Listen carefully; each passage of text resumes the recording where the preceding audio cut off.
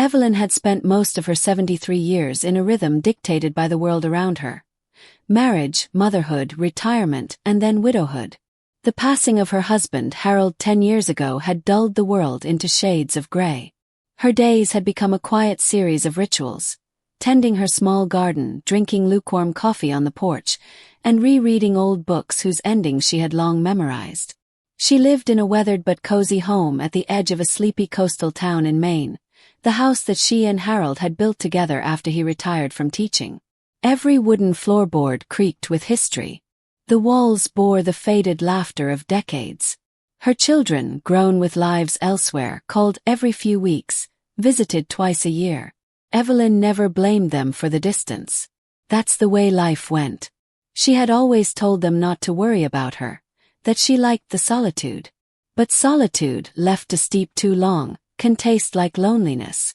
One Tuesday morning, with mist rising over the ocean and seagulls crying into the breeze, Evelyn stood in her living room, staring at an empty canvas she had placed on the easel. It had been over 40 years since she last painted. Back then, it was flowers and fields, watercolor dreams of a young mother escaping for an hour between naps and spilled cereal. She didn't know why she'd pulled the easel out again. Maybe it was the way the light had hit the sea the previous night, or the way her fingers had started twitching when she passed the art store in town. Something inside had stirred, quiet but certain. She dipped her brush in paint with hands unsure but yearning. The first stroke was hesitant, the second a little braver.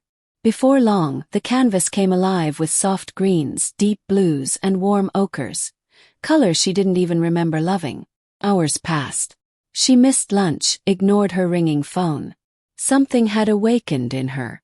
The silence in the house wasn't silence anymore. It was space. Space to breathe, to stretch, to remember herself. Each day that week, Evelyn painted. Sometimes she painted memories. Harold's flannel shirt draped over a chair, her children running barefoot through the grass. Other days, she painted things that never were but felt true.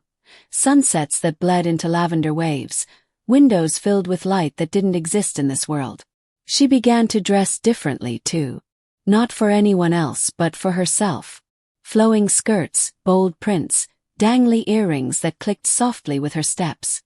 Her mirror no longer reflected a woman fading into the background, but someone slowly stepping forward again. When the town's small community center announced an open gallery night for local artists, Evelyn laughed. But that laugh turned into curiosity and then a whispered, "Why not?" She submitted 3 pieces anonymously. The night of the gallery, she stood near the corner, watching as strangers lingered before her work, some moved enough to whisper, others smiling with the recognition of something they couldn't name. One woman teared up at a painting Evelyn had done of an empty porch with a single teacup. Evelyn didn't speak, but she felt a shared ache between them, something deeper than words. After the gallery, she began hosting quiet painting mornings on her porch. Not classes, just space. A few older women from town joined. They brought coffee, stories, and brushes dipped in courage.